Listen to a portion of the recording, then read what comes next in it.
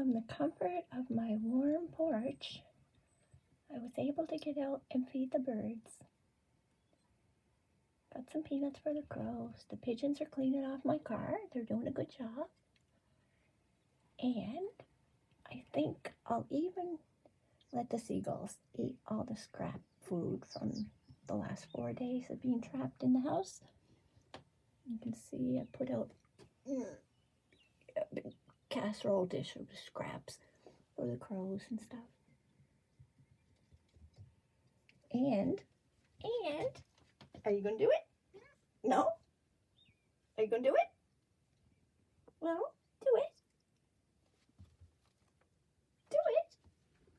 Jump up, quick, quick. Woo, woohoo. Look, see what Grumpy had to do?